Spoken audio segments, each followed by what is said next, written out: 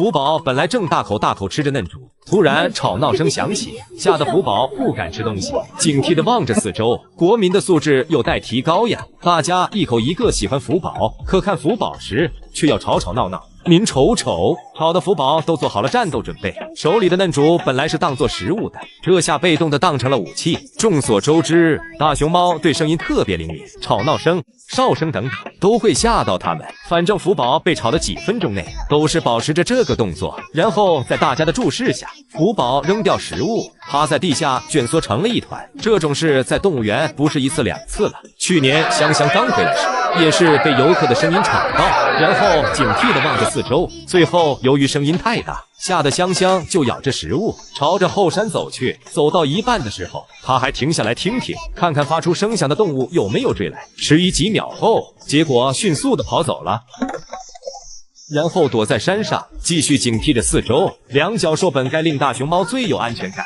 这下可谓是安全感全无，并不是只有刚从国外出差回来的大熊猫被游客的声音吓到，即使常年在国内长大的熊猫也经常被游客的吵闹声吓到。比如去年大熊猫嘉欣被游客声音吓得直接跑到了树上，又是炎炎夏日，饲养员又担心它中暑，赶紧收它回家。结果收的过程中，游客还在吵，奶妈一忍再忍，最后实在忍不住了。不要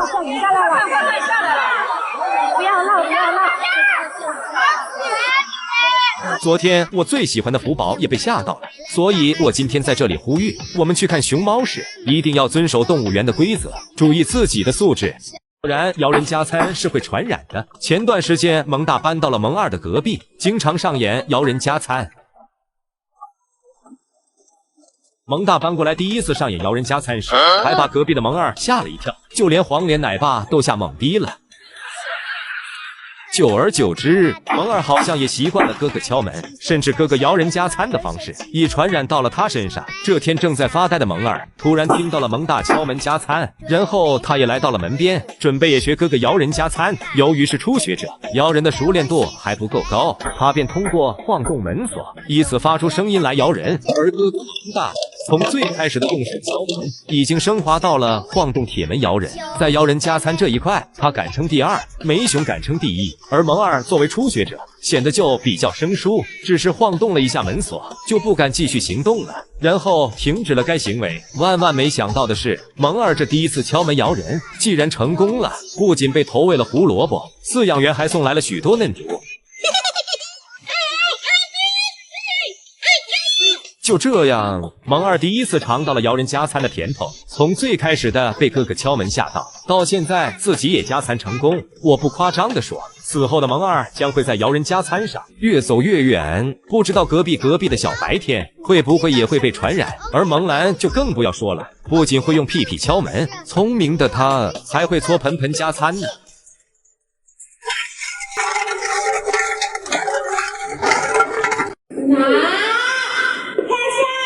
眼前这个因为偷懒被奶妈强行要求带娃的大熊猫，就是我们的搞笑女程大。都说程大带娃不是在换旺仔苹果，就是在换盆盆奶的路上。对于程大来说，带娃活着就好，如果能用娃来换盆盆奶，生活更加有滋有味。这天奶爸拿盆盆奶给程大，程大不仅吐槽奶爸来得慢，而且发现盆盆奶没加蜂蜜后，当场就拒绝把娃给奶爸。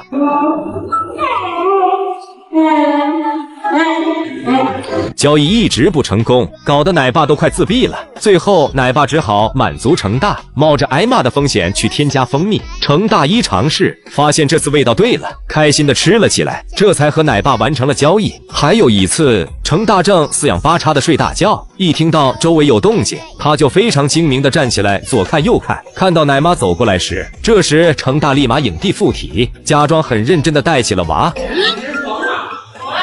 哈哈，哪知道演技再好也被奶妈识破了，于是程大干脆不装了。看到盆盆奶的身影后，程大直接走了过去，大口大口喝了起来。最搞笑的就是这次程大带2个娃时，画面本来很和谐，可程大却有点累了，然后心想着这娃为啥要一次带2个，于是假装手滑，一个崽就溜下去了。刚好这一幕被奶妈发现，奶妈也有有趣的灵魂，又把娃放到了程大的怀里。看到奶妈在旁边，程大又飙起了演技，疯狂吸着2个孩子，不仅不喊累，反而猛进食十足，毕竟待会还要用娃换吃的。正如程大所料，奶妈果真拿着苹果走来了。看到有苹果，程大化身为全世界最好的妈妈，不仅要亲亲，还要举高高。最终，程大凭借出色的演技，成功获得旺仔苹果1个，然后就专注干饭。孩子奶妈拿走就拿走吧。还有一次，程大看到奶妈没在，直接就躺在地上睡大觉。万万没想到，刚躺下，奶妈就出现了。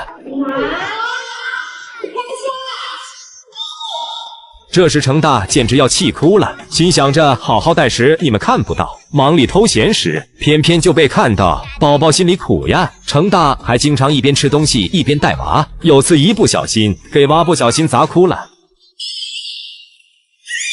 反正程大的娃都是在他操养下而长大，虽然他用娃换盆盆奶的演技可拿奥斯卡影帝，但你不得不佩服程大的娃个个生龙活虎。小福呀，你灵岩哥就是这么把直播弄疯的。万万没想到，今天福宝首秀表现得十分淡定。一大早，福宝在内室就按捺不住了，不停翻着跟头。看来大熊猫首秀也激动呀，期间还不停探着脑袋向外望，原来是园子外密密麻麻的全是亲妈粉。更有些游客为了见福宝一面，从福宝回国就一直等着他展出。凌晨3点20起的，我4点10分到的大门口。昨天晚上激动的睡不着觉。等了多久啊？2月了。为了让福宝首秀成功，奶爸们也没闲着，不仅插上了竹子竹笋，还准备了很有仪式感的水果蛋糕。来了来了，福宝他终于来了。随着栅栏打开，福宝朝着大家走来了，左闻闻，右看看，不停打量着面前的每一寸土地。中途他还差点回去找奶爸，但是没有发现奶爸自己又出来了。随后福猪猪便来到了食物前，与以往不同的是，他第一时间不是干饭，而是检查周围。周围很安静，只有几只鸟在叫。福宝看起来大大咧咧的，警惕性还挺强。没一会，福宝便适应了这片属于他的小天地。接下来就是福宝的各种花式吃。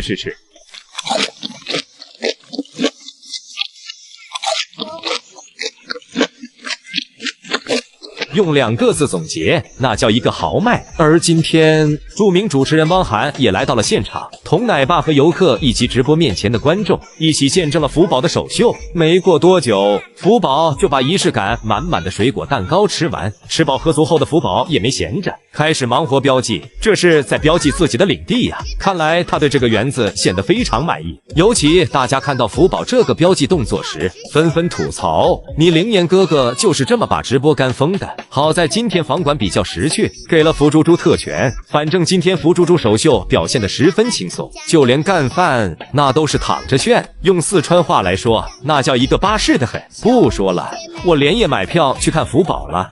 虽然不能亏待大熊猫，但是我觉得香果真的可以饿上2顿。他现在都胖成球了。自从香果到杭州出差，住上单间，还不用挨春生的揍后，每天不是在吃东西，就是在吃东西的路上，越吃越开心。体重也越来越胖。刚到杭州的香果还没有现在这么肿，即使今年2月份时也依旧很苗条，但到了4月份，胖得越来越明显了。躺下后，一只脚都悬在半空了，他还在吃，以至于起个身都费劲。以前香果还经常和春生卡门，打着双雄傍地走，谁让谁是狗的原则，没少让网友吃瓜。而时光荏苒，春生还是窈窕少年，然而香果已经胖成球了，现在他自己一个熊就能卡门了。